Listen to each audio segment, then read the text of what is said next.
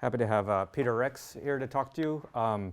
He's founder and CEO of Rex, which is a business here in Austin that I'll let him sort of describe where it's going for. So thanks for coming. And yeah, so. All right, guys, no homework today or ever again. Do whatever the hell you want. Yeah. And I'm going to waive your tuition as well. It's a good start. Infeasible. So can you tell us maybe a little bit about what you were doing before the current iteration to sort of get you where you are, and then maybe go into what the current sort of iteration of your companies are? Yeah, so, entrepreneur, and just moved my company here to Texas, relocated from the West Coast. I'd been in San Francisco, then Seattle, just came here, but we'll be here permanently, headquartering. And, got into entrepreneurship as a last step, basically. Never really got along with administration too well or schooling environments, so I was like kicked out of Montessori school. Ended up going to Catholic seminary because I always had this idea to serve people, but was kicked out of there pretty shortly. And then, but I went to community college, then I ended up transferring to some liberal arts school, then transferred to Georgetown, finished at Georgetown, did Harvard Law later for a law degree, and then back my way into entrepreneurship, considered politics, but realized I couldn't stand it at all within a couple weeks. And but then I realized in business you can serve people, so I'm in business, and that's where I serve people. So, and we do it through technology. I got my start in the real estate industry though. Bought a couple $1 billion of real estate assets over the last, over the last 16 years, let's say, but I stopped buying a while ago. But still, we still are buying stuff, obviously, but not as aggressively. But we actually just bought, we're closing on a property nearby called Hotel, just down the street as well. And the one across from there we had bought as well. So we have a few ones actually right in your neighborhood around here, within a block or two. But yeah, then got into technology because it scales everywhere. So we could serve people anywhere. We could create something here out of Austin, Texas, and it could be, getting used in Mumbai, India, in the Philippines, anywhere, So I like tech a lot. I also see it as a huge opportunity. And right now, the big mission for the company, our big mission is to create new tech leadership. And what we're doing, our mission is, going to disrupt big tech. And our idea is you got to do it from the outside. So we're based out of here, and that's where we're building. So that's it. My entry point in tech has been at the entry point of technology and real estate, because that's where I have the most experience. It's also a greenfield opportunity. It's a asset class that's massive. It's 3x bigger than the global stock markets, $280 trillion plus asset class. So that's it. That's a quick summary. But it was kind of long, so apologize for that. I see some of you guys are falling asleep already. So. Well, so maybe So are there some specific, I know, I don't want to reveal proprietary secrets or anything, but some of the specific applications of tech that you see in real estate? Because we're trying to train sort of fairly technical-minded Yeah, no, definitely. But don't worry about it, Richard. I have filed my patents already, so you can't steal my ideas. So, no, we've got a bunch of patents I filed as well in the real estate space. So I actually can talk about these things. It doesn't really matter. There's a few things that would be like at the edge of what we're doing right now, but not even anybody in the company really knows that stuff. So, but what we are doing is we're taking computer vision. It's an interesting one, and we're, you guys are, math-oriented type people, technical-oriented. So, that's actually not my background originally. But anyways, we're deep in the space for a while. But we are taking computer vision, which I'm sure you guys are familiar with, because the younger generation knows much more than the older generation about this. But that's like if you look at your phone, you see like it identifies you even when you're younger, your brothers and sisters correctly, right? Computer vision is now better than the human eye. And, that's not the key thing about a human anyways, is their eyesight. We're actually not that good. There's like a lot of animals with better eyesight than us anyways. But computer vision is better at the eyesight now. So we're using computer vision in areas that people haven't used it, which is towards helping working people. So we're applying it to construction. Things like that. So it helps to identify problems. It helps to show when things are done correctly. And we've got, we're using other applications of machine learning as well. A lot of these things are all under the umbrella writ large of artificial intelligence, So, but it is working. There's a lot of companies that say they do these things, but, they don't. So they just talk crap. But we actually do them, and we are doing them. We're at it, right, actually. Within like 10 minutes of here, we're doing them. And soon enough, within like a 2-minute walk of here, because we'll be right down the road. So But we are taking interns, and we'll take applications when you graduate to the company, and might as well get right into recruiting. And I'm just kidding. Oh, go ahead. Like, Yeah, so, but yeah, I can't imagine that you want to do that. I brought a CEO to a group of students we're training. Yeah. You brought like some of the smartest students at the university, and the flagship University of Texas, which is 30 million people, so that's quite a nice crop, and obviously I'll have to try to recruit you. But that wasn't what I came for. I'm opportunistic, I'm entrepreneurial, that's what we have to do. But then we also, I throw out one other one that, people are so, into blockchain right now, which I am too, actually. I think it's going to be a huge help for a lot of problems that we have right now, centralization of power. We're using blockchain in a couple different ways, one of which I can't tell you, but one we already have developed out, so anybody can, welcome to go ahead and compete with us, but we're already pretty far along. But we're taking real estate assets and we're tokenizing them on the blockchain. So we're taking, properties that, I have control on, I own, whatever.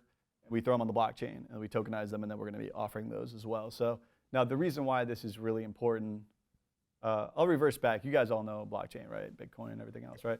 So blockchain was invented with the Bitcoin white paper, right? But if you read the white paper, it's fascinating. That was the first time I heard about it. I looked it up and read the white paper. But anyways, the concept is so good, I actually put money immediately in escrow, and I waited for the boom market to end. And when it busted a few Thanksgivings ago, I just told my wife, called her, said, hey, move over that money. So it busted and then all the coins went under, right, except for Bitcoin and a few others.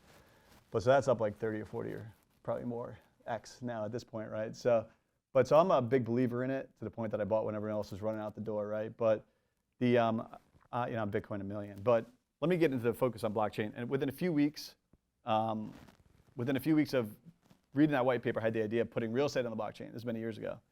But I was too damn busy, So I went on a podcast, actually, it's the most listened to podcast at the time in the UK, and I was just like advertising this idea. Like, someone should do this, because it'll help people. But I was like, it's not going to be me, though, because I'm so damn busy right now. So, but we're doing it. We've launched it already. It's going. And the reason why it's so important for humanity is that real estate is a store of wealth that is extremely attractive. There's like over 90% of the world's millionaires get it through real estate. And there's a huge wealth divide. And actually, the champions of this problem are a lot of the liberals, right?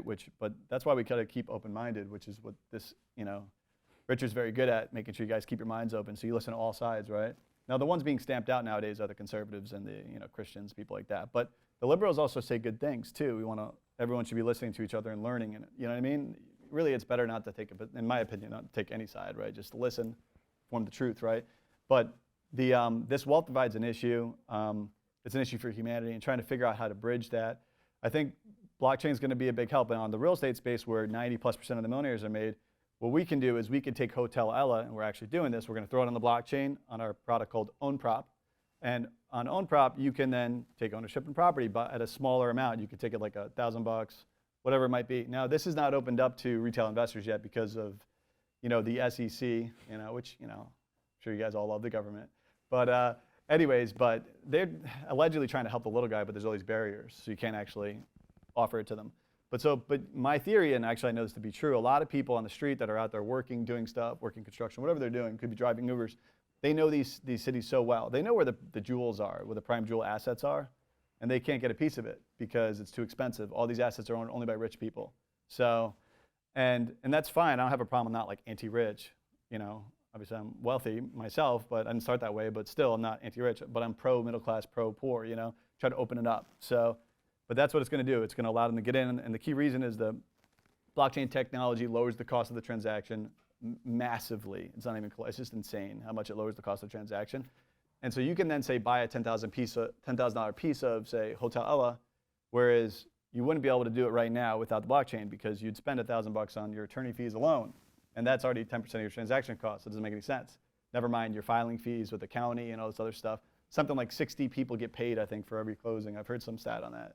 But it's all down chain payments and stuff. But anyways, I'm kind of rambling now. But anyways, it's an interesting one. You guys might be interested in crypto. You're pretty young, so I would assume you would be. But if you're not, that's fine. We have some other things going on. So I don't mean to be, well, I do mean to be intentionally provocative, but so it sounds like a lot of the sort of philosophy underlying this is like, let's bring tech to the real world. Let's make it useful to regular people who do regular things, right? That's fair. And then if you look at like where the direction Facebook, for example, is going is like changing their name to Meta, and it sounds like they're trying to push everything into some sort of non-real space. Is that a fair description of where you're sort of perhaps different from the tech leadership? Yeah, I think there's like a dissonance where they're not really in touch with the people, and people's problems are not being solved. They're not going after working people's problems, and like real problems of humanity. They all have created a lot of value, by the way. I'm been pretty harsh on. I'm pretty harsh on big tech and Mark Zuckerberg, but it's not because he's like I love dorks and nerds. It's not because of that. I mean, I'm nerdy and stuff like that. So does a lot of you guys, right? But that's not the issue. Is that he's been exploiting his position, and he's been doing it for years. Pattern of behavior. Then he kind of apologized, but he doesn't stop. Keeps doing it in different ways. So there's an underlying issue, and what we're doing is new tech leadership we talk about, but it's going to be grounded in virtue, focused on empowering and serving people, and that's what we're trying to do. So it would be a very different approach to what they're doing, and not everything they're doing is bad. I think if they are grounded in virtue and they had actual substantial principles that they can point to and they'd hold themselves accountable to, I think they wouldn't have these problems. We have the people at large have given trust over to them because that trust has been earned historically by great leaders like Steve Jobs and other people, going back to Robert Noyce, who created the microchip, things that are the underlying technologies that we all benefit from today. But these people never abused their power position. I'm not saying they were like, Mother Teresa or like some kind of saint or whatever, but they were people that, created things that helped other people, and they knew they had the ability to do some bad stuff, but they never did that, in order to make money. But you have a situation where some of these platforms, are actually like targeting teenage girls with stuff that they know makes them more suicidal, and they then get aware of that, and they still do it anyways, just for money, even though they already have a monopoly and they're making tons of money anyways. It's like, what kind of executive meeting would that be where like someone would bring that to me as an idea, and I'd be like, yeah, you're fired. I don't ever want to talk to you again if that was your idea. I don't want to be friends with you even, never mind have you in my company. But they actually entertain these conversations like, well, maybe that's okay if we make some money off these girls becoming more suicidal. What the hell? It's almost like they've never met a regular person yeah, in there. But anyways, I think the profit motive is good, capitalism, free market, but it's rapacious without like a servant mindset. So you got to have servant capitalism. But I mean, if you think back to like previous iterations of powerful monopolists, like what does Carnegie do after he makes tons of money? He doesn't start trying to make more money by making teenagers miserable. He starts building libraries and things. So I guess you're sort of wanting to move a little bit back to that mindset of balancing the profit motive service and then. Yeah, and I don't see why they can't just go right together, because the reality is they will in the long run. You'll make more money if you do serve people anyways. Mm-hmm. And I think the idea that you have to make money by being like a scumbag, like yeah you can, but like you're not going to make as much because your customers, your partners. You're also going to be like, teamed with thieves kind of people anyway. So, and look at they've lost the trust of the people at this point. I think that's why I don't got to get into why is big tech a problem. I think everybody knows this. Like a year or two ago, I was like saying some of this stuff, and people are like, man, you're going too far with your statements. And I was like, oh, whatever, man, I don't think so. But I'm also out there in San Francisco and Seattle, so I was like, that's where I live. So I was like, man, these guys are getting intolerant towards people. If they're like Hitlerizing people is what I said. They're like, oh, he's Hitler. I was like, all right, come on. You read history? Do you know what the hell Hitler was like? Like, just basically everyone's like demonized. So it's like, okay, once you demonize them, great. Now they're less than human. You don't got to listen to them. You just could stick with your own little echo chamber. But then when you're in your own echo chamber, you get radicalized. And then you get crazy. And then you become arrogant. And you start thinking, I have a monopoly on truth. I'll censor people, Or I can make profit off this person because they're just a sheep anyways. I'm this like God, this techno God. So then I guess this is a good segue into you seem to put a lot of thought into who you want working with you and for you. Can you give us some like summary of like what type of person do you like want to see so we can train people like that? Yeah, definitely. So obviously the first thing, there's a lot of things we have virtues listed on our website, so I look for a number of things, but ultimately, probably the first most important thing you got to figure out with somebody is, do they have integrity, right? But these are kind of truisms in a way, but it's true. Like, do they have? And when I say integrity, are they someone you could trust, and are they reliable, and everything else? But also, is this person somebody like a lot of people say, oh, I have values. Well, what are your values? Can you list them? No, they can't. Or their values are basically, the embodiment of the current zeitgeist, which is dangerous because zeitgeist will always change, and the zeitgeist, which would be zeitgeist means like the spirit of the times, can be bad or good. So it's kind of more of a vacuum, So, but they'll think they have values, but really they're just stating values that are the values of the zeitgeist, So, so I think trying to figure out if they have values or not, that's important, like real values, like principles, to stand by, but they have integrity. So that aside, and then I look for, do people love what they do, and then are they elite? Are they actually world class? Are they like going to be the best at it? Because we got to win. This is, we are in a competitive industry, So this is not like, oh, let's get together and hug each other at church or something, Like we got to get out there and create technologies that work. We got to like win customers. We got to make things happen daily, and it's a lot of grind, right? So we look for elite talent, but then open-mindedness. Like you could be really anybody, as long as the only person I won't accept in the company is the only line I have where we will be intolerant to them is if they're intolerant to others. If this is a person that is a bigot, and the current flavor of bigotry we have today that's sort of accepted is coming from the left. It's like bigoted leftist type stuff, and it's a part of like. Liberals don't need to be like that, and they're not for the most part. In my experience, they're cool. Like hippies, live and let live. That's all great. But then there's this current version of this. It's like a mutation that's bad. And it's like they're just like hating on people. It's like, what the hell is this, And they demonize people, and they make them feel ashamed that they're like Christian or whatever it might be. And it's like, what the hell? And then if you're like, oh, if you vote for like that guy, you must be bad. It's like, well, come on.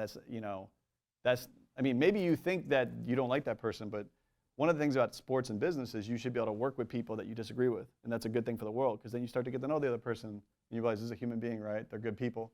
And then you start to realize, oh, okay, you'll learn from them. And then you'll be like, oh, maybe I was wrong about this person. Maybe Joe Biden's not, whatever, sleepy all the time or something, whatever, so like whatever it would be, you just learn like the other side, there's like different perspectives to it, right? And both. So, but I think either way you can get caught up in your own little, radicalism, right? And even myself, I always try to break those barriers and try to listen to other people, because then you could realize you're wrong, or they have a different perspective. So this, maybe, you've touched on this a little bit, but this process of uprooting from the West Coast, which is sort of objectively the nicest place in the country as far as like weather and just sort of, I like Austin, but some of those West Coast cities, but and that ecosystem is there, right? But you made this decision to uproot your entire business and move to Austin. And what I find particularly amusing about this is you did this, you wrote an op-ed in the Wall Street Journal, and then shortly thereafter that started to become like a thing that people did, right? So you were kind of the leading edge of this. It's too, and the main motivation, at least from the op-ed, seemed to be like it's just too intolerant of an environment. But like the thought process to actually take that step seems pretty extreme. Is there any insights into like what, because you did this, then other people did this, and then we just had a car company just moved here. You might have heard about. And so it seems like it's it's a pattern now, right? Yeah. Yeah. Well, they're just taking my notes and applying them, It was borderline plagiarism the first time it happened, I gotta say. Probably that should get edited out. Yeah, I mean, so I'll talk to like my own experience, and it would be great if some of like what we did there led that to happen, right? Catalyzed that movement. It probably did, honestly. That thing went completely viral on the Wall Street Journal. It was like the most viewed thing on there forever on the Wall Street Journal itself. It was just like going round and round. And I know friends of mine that were in San Francisco, they were saying like at the coffee shops, everybody was talking about it. So, and they didn't even know it was in the Wall Street Journal. And I had talked to him that I was thinking about moving my company. And then he was like, yeah, I'm in the thing. And people like, they're talking about Peter Rex and his company's moving. And he was like, wait, hold on, what? So he moved? So he's moving? So because I didn't follow up with them until we had made that decision. But I had thought it through. So I'll give you kind of a backdrop real quick. So I'd been to when I was thinking of going to tech, I really wanted to serve everybody everywhere, right? But I hadn't been to a lot of countries, like ground up knowledge. It was missing. I had book knowledge and stuff, which you guys have a lot of, right? So, but I thought, ground up knowledge helps. And so I went to 85 countries on one trip, which is freaking nuts. I was completely burned out of travel. I never wanted to travel again in my life. And I had a wife and kid with me too, so it was even more insane. I had probably over 500 flights. I went to even India. So I went to all the major cities. In India, I went to 11 or 12 cities. and I had tons of meetings set up with like my office helping to do all this stuff. So I had like, over 1,000 meetings, 1,500 pages of single-space notes, takeaways. And then so I had a good backdrop of the United States, of the world, but I've also been everywhere in the States. I've been to all major cities, all states. So I had a good economic ground-up framework of like what's going on. So when COVID hit, I realized like there was a unique opportunity, and I'd already been thinking in my mind, there's a lot of intolerance, it's boiling up, it doesn't seem to be going away for whatever reason, it's getting a little bit worse. And so when COVID hit in March, I did a couple things. One is I went and bought a bunch of oil, which was a contrarian play. No one else was doing that, and that worked really well. And that shows that these algorithms don't always work because they were like under trading and pushing down all these stocks and stuff. But anyways, that aside, shows why human intelligence will always beat machine learning in the long run. But even though we're using machine learning, it just depends the area. So, so I had this framework of the U.S., the world. I knew I wanted to be in the U.S. still. The country's still a great country. Like there's people dying to get in this country. Like you guys got to understand, there's people out there in other countries that are actually like really, really, really poor. Like even the poor here are rich, and they don't understand that. So anyways, so I know being in the U.S., I had been everywhere, and so I saw this window, and I said, maybe it's time to relocate our headquarters, because there was an interesting thing I realized. I just had an intuition. I had this thought come to me that was like, you know what, now's a good time because nobody's in school, and a lot of parents won't move when their kids are in school. And it was like already being announced there won't be school next year. So I was like, man, this is a good time to uproot for families. And I had to uproot everyone's families. Believe me, man, like you run a company, you think like, it's like, oh, I get to call the shots, I'm the CEO. Yeah, good luck with that. You still got a lot of people you got to work with, you got to lead them, right? So I could be like, hey, we're all going to Texas. And like all the wives and spouses or whatever, husband would be like, yeah, no, we're not. I'd be like, yes, you are. No, it doesn't work like that, man. This is a free country. Bye. So I had to. So when I saw that, I was like, okay, let me rethink. Let me think. Maybe we'll relocate. Did analysis. Then we picked Texas, and it was driven by long-term thinking, though. I also thought, it's getting a bit of a plateau around here, and some of the evidence of like beyond the bigotry and some of the other things I noticed that there was an intolerance towards, say people of faith, stuff like that, right? And it's not just me that noticed it. Tons of people notice these things. It's all in the whisper networks there. Everyone knows it's true. It's just a fact. And it's a bad thing, right? But then you could think, well, that's a pendulum. It's going to come back the other way. So I was hoping for a while that would be the case. But it kept going. I was like, man, in history, a lot of people think, it can't get any worse. It would get better. But actually, in history, things have gotten much worse. They just start getting bad, and the storms come, and you see it coming. It's like slow motion, and just boom, you get hit, right? So I was like, man, it could keep getting worse. So it's probably smarter for us to be in an area that's more open-minded, where we can draw from multiple sides, and where it's not like sort of a one-party state type thing. It's like you have a position where there's multiple, people with different ideas, and that's also better for innovation as well. And then there's other factors, like I figured that there's a bit of a plateauing going on where it had seen its best days in San Francisco and Seattle, and they were starting to plateau. And evidence of that was just the cost of living was just insanely high for everybody. And there was a lot of other things that I just saw evidence of that made me think, okay, this is seen its glory days already, and I want to be on the next glory days. You know what I mean? I want to be in the next big wave. I don't want to be in the wave that's just like coming down, right, and crashing or whatever. And that's where you guys are lucky, right, that you're here, because you're in what's going to be, in my opinion, and we're going to help it make it this way, you're going to be in what's going to be the lead of the world, because I think the next 30 years belongs to Texas and Singapore on both sides of the equation of the two sides of the world, right? And I think for a number of reasons that's the case, but in different reasons because they're both contextually in different positions. But you're in a great emerging wave here that's picking up. But part of being lucky is you got to realize you got lucky. Because you might be like here and you don't realize it, but you have to like think about, oh, I'm actually lucky, but then take advantage of your luck because you're in a good spot. So, I wonder if anyone want to? I can keep asking questions all day, but maybe we could sort of engage a little bit with the students. If yeah, it'd be cool. It'd be cool to hear kind of like what's on your guys' heart and stuff. Honestly, I am curious to hear this because, I haven't been in your position for quite some time, and. I was somewhat notorious for skipping all my classes, so I probably wouldn't even be in your seat. So, but I am curious to hear, like, what's on your hearts. Like, what are you thinking about? Yeah. Like, how many of you, like, are into crypto? Just curious with a show of hands. Okay, so less than I thought, but still, I almost thought like everyone probably is. But, okay, so I'm probably in my own little crypto echo chamber.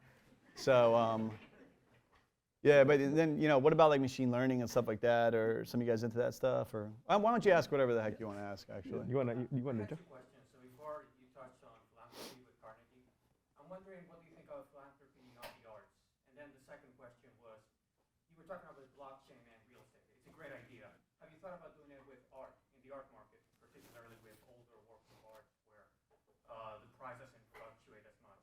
If only, it just increases. Yeah, what was your first question, though? What do you think about philanthropy in the arts? Oh, philanthropy in the arts. Rockefeller. Yeah. Does that still have a role? Yeah, no, I mean, maybe there's just a decline in good artists, possibly. There's a lot of stupid art out there, but yeah,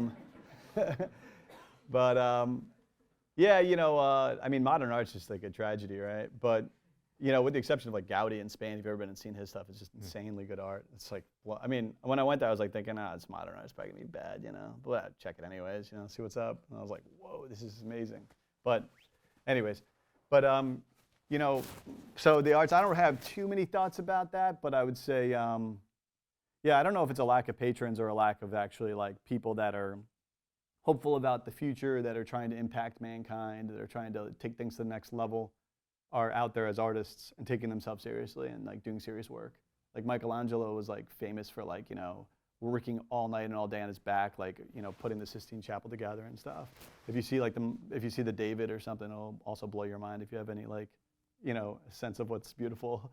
Even I tend to be skeptical about everything, but when I went there too, I was like, all right, come on, this is David BS, I get that, I'm like, holy crap. So it's like, all right, but it's like a pattern of these things, but when I saw the Mona Lisa, I was like, whatever, this is like overblown. All right, but That's fair. the David's like, wow, okay, this is insane. But I think artists probably got to work harder. That's what I'd say. And and then the second one was about blockchain for art. But if there's just sucky art, why are you going to put it on the blockchain and sell it? I mean, what's the point? Nah, I'm kidding. Yeah. Yeah, well, it does if it sucks still. But but no, I would say, I mean, that's fine. It's not something I'm working on. So I try to work on things where I have where I'm going to win. Because our team is going to win because we have significant advantages. And real estate's one of those areas that like no other tech entrepreneur is going to be able to compete with us. The deck is so stacked in our favor. They can compete with us. We got to take it seriously. We can't take it for granted that we're going to win. But the deck is heavily stacked in our favor in real estate technology stuff. But so that's why I'm interested in putting that. Plus, owning real estate is a lot better way to compound wealth than owning art. Art is kind of like a niche alternative investment class, And like I own one of the first Teslas that came off the line. It's actually sick. It's a Lotus body. It's super. You'll probably see it. If you see a fast orange car zipping around, that's me. And thing burns. Get out of the way. It's faster than all the other Teslas that have come out. But that came out, and I bought it off some movie producer a while ago in California. But they sold it to all these like movie people and stuff like that, I guess. But just to try to create buzz. But I bought that because I thought it'd be an investment. Because you think about it, right? It's an alternative asset class, actually. I mean, I also have fun with it, but I think it's going to go up in value. So probably already has actually significantly. But I just figured that I bet you this will become like one of those things, because like it was the first like legit electrical car, So, but I think so I think it's an alternative asset class. I'm not so interested in like democratizing that, say, opening it up to everybody. Because two people that benefit from the real estate side, and I should explain this like a little bit more to you, because you guys are in college, you might not realize all these things, but you have two sides, both sides benefit. The buyers that have been back to like Julius Caesar's time, like Cassius, I think, was one of the three triumvirate, but he's the richest guy in Roman Empire, made it off real estate. And landed people owned real estate even then. It was still viable. It was still like one of the most important stores of wealth. So it's still to this day, it's still the same, right? But yet still, it's not owned by anybody besides the rich for the most part. So, and if you're here, by the way, you are rich because you're in America and you're wealthier than most people in the world. America's very small. It's only 300-something million people. There's 7 billion in the world, right? So, and we're the richest country in history, basically. So there's a couple of other smaller countries, but you get the point. I don't know what the hell I'm saying right now. Okay, so but you get this. So you get these. So you get the ability for man in the street to be able to buy real estate, right? Participate in that wealth creation over time. So that's very important to me. I don't care if they own like a piece of art, whatever. And then, I mean, whatever. It's still cool. I don't want to discourage people. Go do that, And then, still a good idea, right? But then, and then the second part is the sellers. You said you got grandparents, I'm sure, right? I'm sure they'd love to visit you, but some of them are house rich, cash poor, right? They could be in Cleveland, Ohio with a $150,000 house where they have no debt. That means they have $150,000 they can use, and they could be in their twilight years. Well, they might not be able to move because they don't have any cash. But now with the blockchain, they could sell on our product, once it's open to them, they could sell, say, a couple $1,000 of their equity. It doesn't take on any debt for them as well, which they don't want, right? They shouldn't want. They'll sell a couple $1,000, they can go visit you, bring you joy and stuff, and you can bring them some joy. But they otherwise would not be able to get that cash, So it's very important. Then you got to think there's people in like other of these totalitarian countries, I shouldn't say that because I'm do business in these countries. But okay, then I got to pick a country. All right. Well, anyways, let me pick one that's a so-called democracy. India. So in India, like they're, maybe that's not a problem anymore. So I'll just pick let's just say random country. I don't got to mention any countries, but I don't want to offend people either. But they know it's true anyways, and they'd be on my side. I don't think anyone here is going to rat. We're pretty careful on screening. I don't No, think we've it's got cool, any government agents here who are going to rat you out. So yeah, and I just don't want to be like, oh yeah, he talked about our country, we'll kill him. So, but so you got like these countries though, like that, these workers are in there and they're making like say $2,000, like say $3,000 a year, the entire year. That's how much they'll make. This is real life, and a lot of people are going through this. They'll make like $3,000 a year. Now, of that money, the government is inflating their currency, and the people don't realize that that's a way to steal their money, basically, because it keeps them down, keeps them poor. And they keep inflating the damn currency. That money that's like $3,000 is going to be worth less the next year. It could be worth like significantly less. It could be worth 30% less. And if you do that compound, it keeps losing money over time as they inflate the currency every year. This happens in so many countries.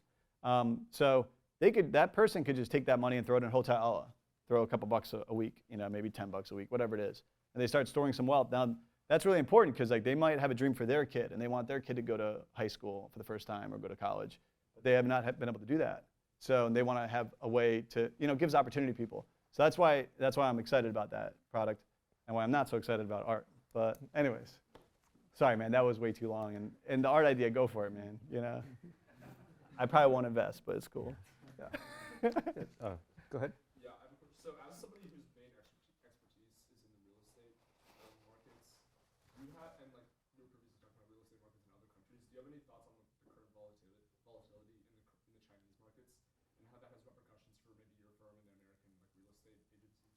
Well, for the record, I never said China was totalitarian, did I? Yeah, I didn't say how, anyways.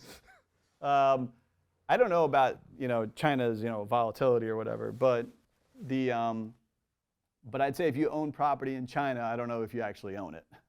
So, you know what I'm saying? You can probably, do you know anybody in China? Or you, Yes. Okay. Multiple people in China. Is what I'm saying pretty true, or what? Is what I'm saying kind of true, though? Do you really own it if you own it in China? You own it until someone at the government says you don't own it. Yeah. The Chinese real estate market is not the same as the American real estate. Yeah, it could be sequestered quickly, I think. But it's still, even there, it's a store of wealth, and people are love real estate like crazy. Like Hong Kong, I'm thinking of, and really Shanghai, a lot of those places, right? So I've been all over China. I've been to like 12 cities. But I think it still will be a viable asset class for storage of wealth. And I don't know about the volatility there. I don't know why that would be volatile. I would imagine it's probably still a good bet vis-a-vis like holding cash and Chinese money. And that's not a good idea. But better bet would be like putting it over in U.S. assets will outperform them, I think, long term. That'd be my bet. As far as like markets go. But that's global that's macro type thinking. But that would be, and I'm not taking a position on that, so take that for whatever it's worth. But if you're like, hey, you have to bet on something, I'd bet on the U.S. market. It's the best real estate market in the world. So with these countries, the idea is just to kind of keep the wealth centralized. Why would they allow their citizens to invest in an American real estate market? They started getting wealthy that way. Like the Chinese would say, no, we're just going to turn that off. Like when they did Google and everything. no, and I agree with you. I mean, this is a problem, right? How they've been able to lock the internet down. I mean, I can't even believe they were able to do it. Keep 1 billion people locked up inside their internet, and you can't. I didn't think they'd be able to do it, honestly, when I went there. I thought I'm going to use these VPNs, which are like virtual networks to get around it, and they kept shutting it down. I was like shocked. I was like, holy crap, they shut it down in like 30 minutes. I was like, how is this possible? I mean, they've got some serious technical sophistication. The other side of the China thing is now people are kind of anti-China. So I would say I'm not anti-China. I'd say they've got a contextual. Now, I don't like communist governments. So, but that being said, I don't think, anyways, there's no perfect situation. You have contextually, they have a different demographic over there to manage as a government as well, anyways. So, but kind of getting into like global politics there. But what was the question again, man? How would you actually help people in other countries if the government could just shut it off? Or like, Oh, yeah. So this is one of the hopes of blockchain is that, all they got to do is for 1 second get off of there, get off of the VPN, get off of the network that they're controlling, which I think you can do. You can definitely have windows we can get off, and they can allocate cash into an asset over here on the blockchain, right? And all they got to do is keep the recorded, like basically the recorded note of like where, what their asset is, and they can take it off chain. It doesn't matter. It's immutably recorded on the blockchain. So it's not. So this is a huge benefit. Actually, there's a friend of mine that's, from Azerbaijan, but he was talking to me why that's so important, because he was under the Soviet government when he was younger. But the ability to take that off chain and just like hide it in your house somewhere, and then how do they even know that you own it? They don't, So I think it's a huge thing to be able to do that. But I mean, that was one of the things that was happening with Bitcoin, but that wasn't an actual claim on a real asset. And so once you actually you could use the same technology to give people a claim on a real asset as opposed to just a monetary asset, right? Right, yeah. But and that's true. But I do think so real estate asset versus Bitcoin is still an asset. But maybe you don't think it is, though. Bitcoin is an asset, but it's a monetary asset. Okay. And that it doesn't throw off dividends. This is a way. I see. Okay. This is a way to give someone a claim to something that. It doesn't throw off cash flow. It will. Somehow you're able to get. You could be on the chain. Your government doesn't know it, and you're still. If one day everyone wakes up and decides Bitcoin is worthless, that's a problem. There's no way everyone's going to wake up one day and decide that real estate is worthless. That's true. Real estate is more secure than Bitcoin, but I would still say Bitcoin's pretty safe, in my opinion. But this could be like in a year from now they'd be like, look at this idiot saying it was good. Yeah. But I think it's the reason why Bitcoin is safe is it's actually like digital gold. And when you read the white paper, you know that there was a lawyer that wrote that damn thing because it's got good jurisprudence in there, like the thinking. And you could see that the person was a good thinker. It's just how they just, obviously they have very good technical thinking with the cryptography and connecting the networks to keep things stored on, many, many different computers and stuff like that as a way to decentralize it. But one would imagine that someone in a less developed country trying to find an asset where they can squirrel away money, it might be easier to persuade them to go for real estate. On real estate. I think real estate. Yeah, it's a different asset class, and it is better. It's better, definitely. It's got a history of since we have history, it's been valuable. Explaining to someone why Bitcoin is a potentially valuable store of value is a bit harder than explaining why Hotel Ella. That's true. Store. That's true. Yeah. Want me to explain Bitcoin real quick? Probably a way that people haven't explained it ever. Well, at least I haven't heard this said before. But I just look at it as an arbitrage on government spending money, because their currency is going to keep getting inflated, and it always has throughout all of history. Because everybody, even Constantine, was always inflating his currency because they always needed more cash, right? So they always print too much damn much. And eventually they just blow up the whole currency. Nick that stuff off, nick the gold off the coins. Yeah, so as you have Bitcoin, you're just a hedge against that. It'll just keep going up as they continue to do it. And as much as we're printing, Japan's printing more and has been printing more forever. So, but anyways. My compatriots and I, we had a very, very, very fruitful discussion about the currency in itself. You got gold, you got your government issued currency, and then you got your cryptocurrency. And we just struggled to find how cryptocurrency would be able to have a hold, because it just doesn't have the same pressure behind it that gold does, and it being a physical entity, and government issue because that's a government backing it. So what do you have to say about, I'd like to hear your 2 cents about how is crypto, if crypto would even be able to become a viable currency. Yeah, well, it sounds like your conversation might have been, was it unfruitful? Very, very unfruitful? It was very long. I'm just kidding. We're divided on the issue. Okay. Well, let me divide and conquer then. So Yeah, so I'll explain it. Is basically, so why is gold worth anything? It's for the same reason he mentioned. Everyone thinks it's worth something, so that's why it's worth something, right? That is basically a network effect of knowledge or human interest or whatever. Why is the U.S. dollar worth anything, right? The BRIC countries, Brazil, China, whatever, Russia, have been trying to break the U.S. dollar forever, right? They haven't been able to break it. It's a network effect. That's also why you can't just create a new social media platform and, oh, that's going to be the way to, disrupt big tech. We're going to go create another Facebook or whatever. Okay, that's going to be really hard because of the network effect, right? So there's a network effect on Bitcoin already that's similar to gold, but it's digital gold. And it is the king right now of all the different coins. And I would bet that it will stay as king. And similar how of the metals, gold is king for store of value. Silver's worth a lot less. Now, will there be a silver, and everything else? I don't know, but certainly there'll be a gold, right? And the gold is Bitcoin, I think. And it's the same reason why gold is worth stuff. Then people have said to me, well, gold can have use in like whatever. Okay, yeah, well, what's the value of that? Not the same. So it's because there's a network effect around everyone believing it has value. That's what has value, and that's why similarly with Bitcoin, that's why it has value. So, and it's got more. Well, anyways, I'll leave it like that. But that makes sense, So now maybe it's been fruitful. I don't know. I'm just kidding with you, man. Yeah. Follow up. Yeah. You want to argue with me right now, man? We can do this, bro. We can go. Yeah, let's go. No, that's all right. It's not about losing, man. It's about me winning. Yeah. Go ahead. Will the network ever be big enough for it to be useful? Well, it already is. Well, so what does useful mean, right? Like, yeah, the scarcity is what creates the gold value of it, right? Gold is scarce, So here would be, so let's imagine that tomorrow we found as much gold as we found natural gas in the country, right? So when we discovered we had natural gas in this country through fracking, it turned out we had an insane amount of natural gas. So now what's natural gas pricing? It's never going to go up. That's been the problem of betting on natural gas. There's just so much of it in the US. So imagine we discovered all of a sudden there was an insane amount of gold. Like how much would gold be worth? Like not much.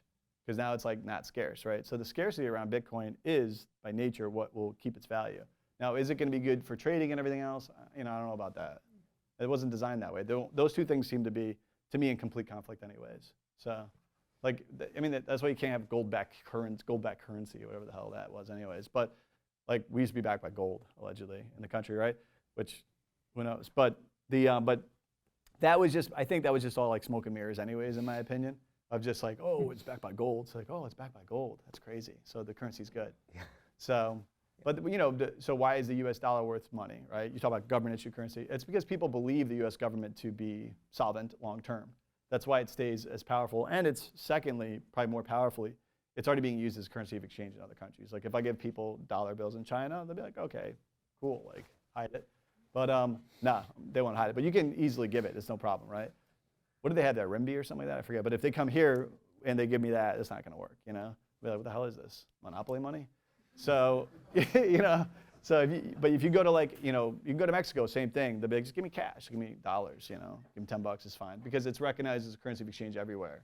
So, but that's a currency of exchange versus a storage value. If you roll around with gold, you're like, look at this gold. It'd probably kill you, man. Give me that damn gold. So.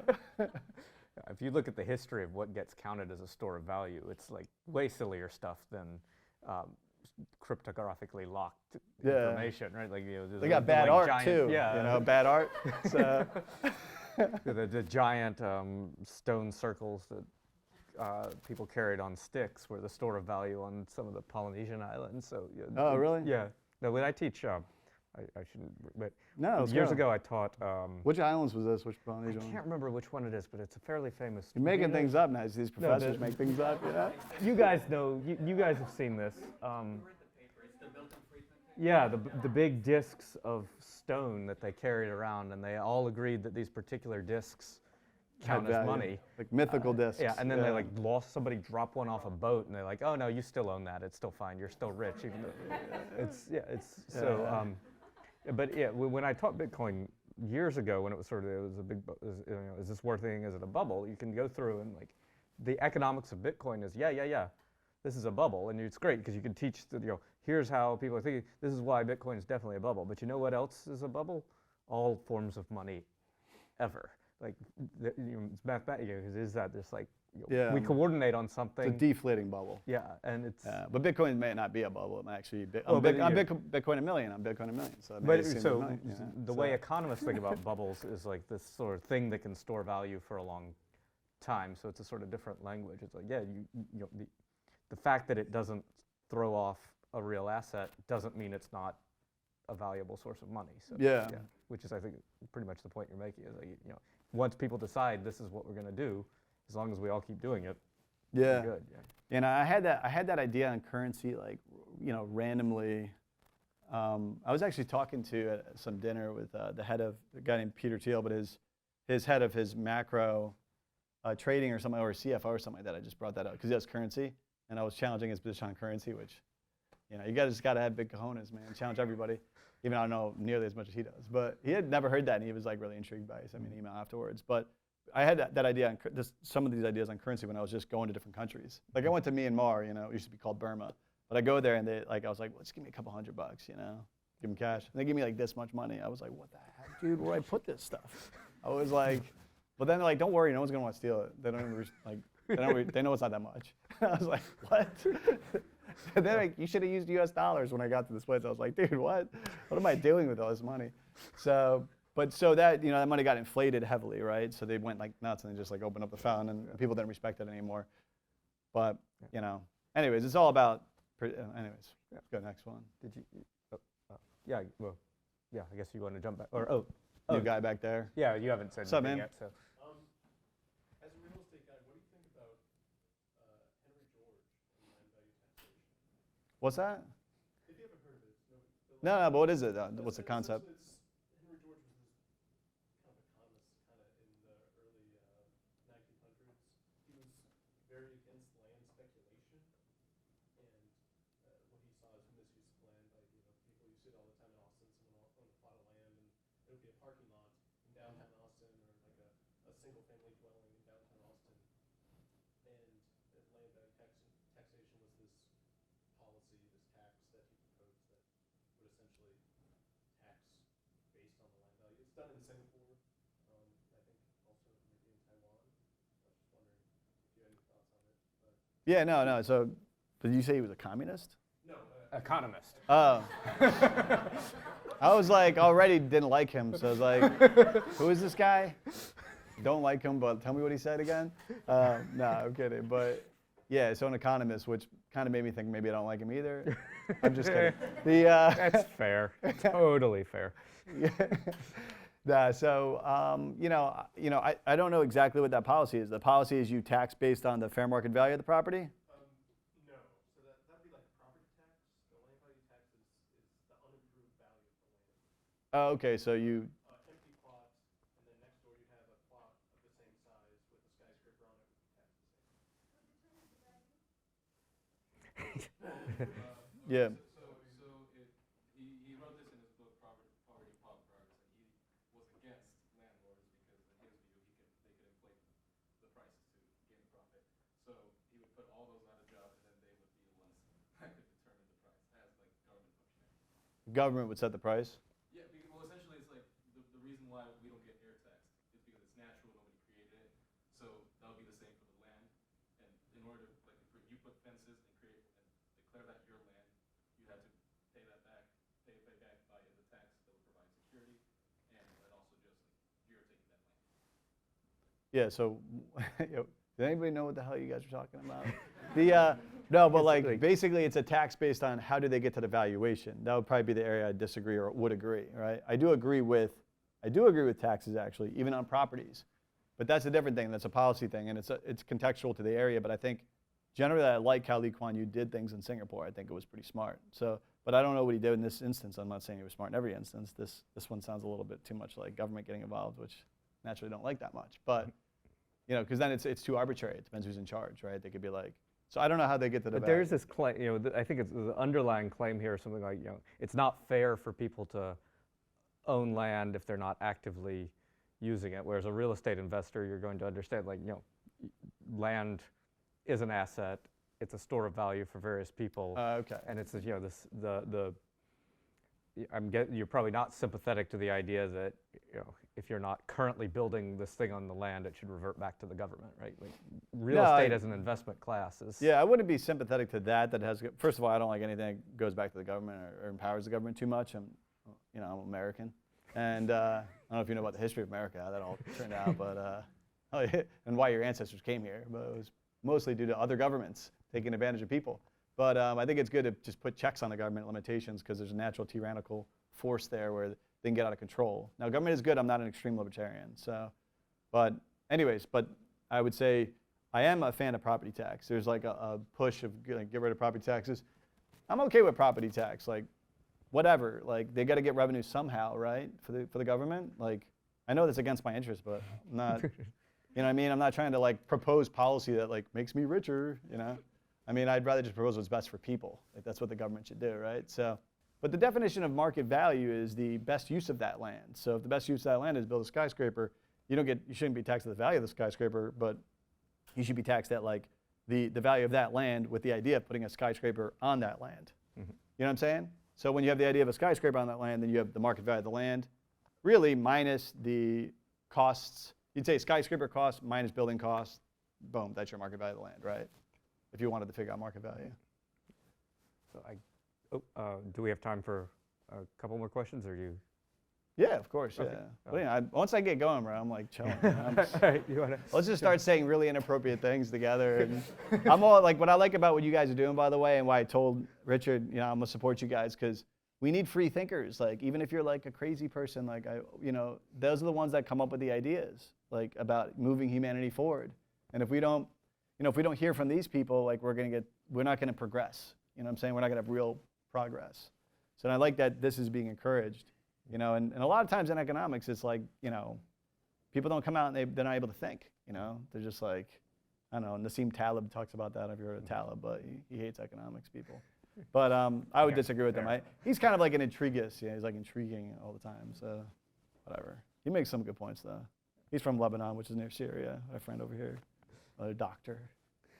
Since you were kind of ahead of the curve in like moving from the West Coast to Austin, were you able to predict like the current real estate situation in Austin, and like does that affect your company?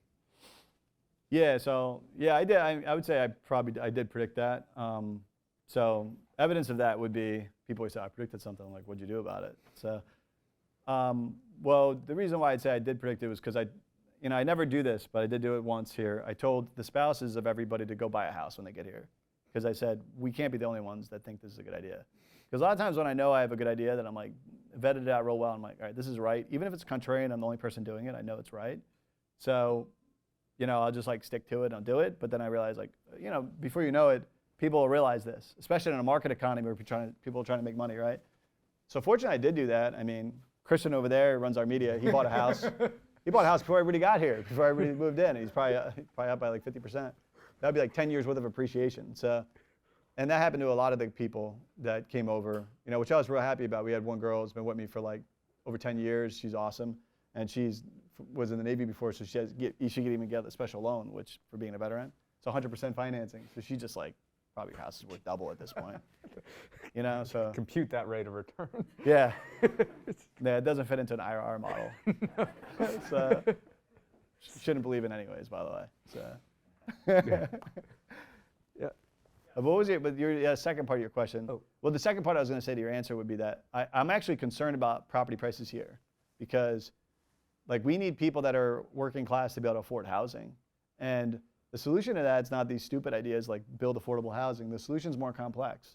Like the government needs to build roads and highways to get out to other land. Because by doing that, you then and then loosen up development restrictions. Then you allow developers to develop stuff. Then prices of real estate come down. Now that's against my interest. I own a lot of stuff in Austin. So, I have hundreds of millions of dollars of assets here in Austin. So I would lose money on that, right? I don't care though, that's the right policy. That's what should be happening. But instead they're gonna like probably, if you leave it to the city council of Austin, they wanna like replicate all the dumb things that San Francisco does. And I'm like, hey, work on the cool stuff. Like there was good stuff in history they did, like open-mindedness, things like that, which now it's become closed, but they're replicating dumb things. Like they're letting people that are like, those are human beings sleeping on the street. They're just like letting them be like that, and sometimes they're not well. They're just like out there strewn on the streets. Like they were doing that in San Francisco. It's not right. But anyways, we're not getting into that. but anyways, I'm worried about the housing prices though, big time.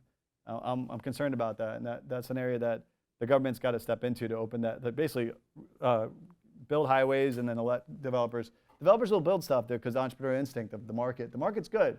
It's not everything though. A lot of people make it into God and stuff. Some of these libertarians. The market is good though, but you still need other things too. But the market will drive that incentive for the profit motive, and people will then build like crazy. And you know what will happen to them? Eventually they'll go bankrupt, a lot of them, because they'll overbuild. But that's good for people though, because you'll have tons of new housing and they'll drop pricing, so people can still buy a house for a couple $100,000, which is way more reasonable. Right now it's like getting up to $1 million and stuff. It's not good. You want to jump in? And then maybe this will be our last question. I had a quick question. So, so with the recent, like in the past couple years, there's been the boom with Bitcoin, the boom with Ethereum, Dogecoin, a lot of cryptocurrency, even in the realm of GME. And so there's sort of a dangerous precedent going on where the media sensationalizes cryptocurrency as like a sphere of like, what's the next boom? And then people tend to try to invest in this in any new altcoin thinking that, oh, this is going to be the next big boom. And so I just wanted to know your thoughts on maybe in the interest of the working people, that how can we educate people in the sphere of crypto? Like, what should crypto be used for, and maybe prevent people from, getting themselves into investing in scam coins? Yeah, so two things I'd say about it is crypto is a real thing, blockchain. So that aside, I'm obviously investing in it myself, and I'm building a technology company on top of blockchain and stuff. So that's one thing. It's a thing. It's good actually. It's an answer to a lot of the centralization of power problems that we have, because you can decentralize authorities.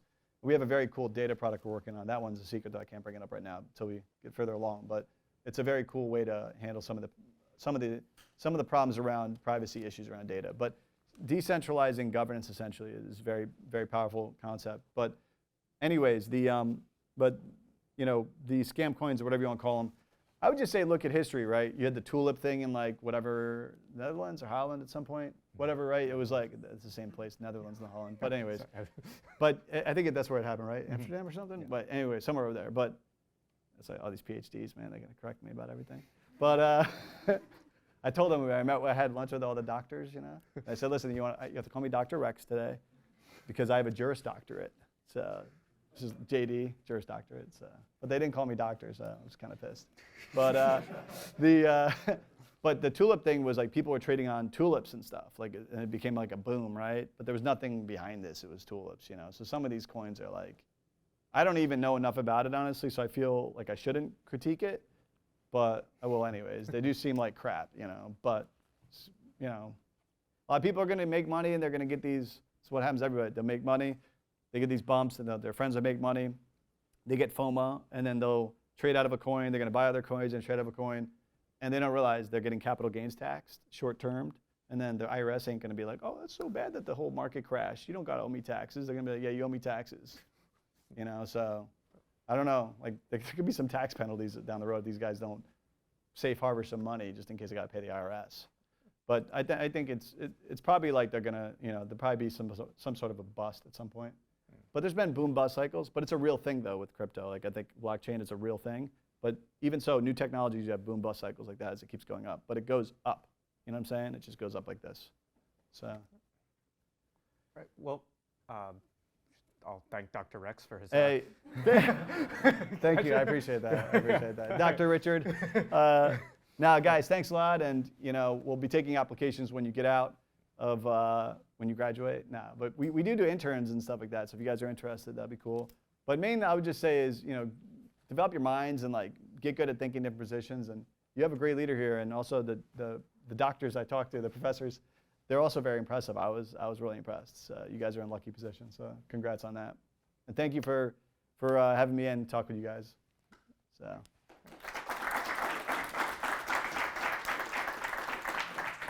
The last thing I'll say is please get into entrepreneurship because we need good entrepreneurs. And one way you get into entrepreneurship is joining a company like mine or other companies that are good. And you just opt for getting more equity and less cash. That way you can get equity long term. You'll make more money that way. But also you can then really have skin in the game. You know what I'm saying? But get into entrepreneurship because we need good people, going into tech. So anyways, that would be my thing I'd ask you guys to consider. So thanks.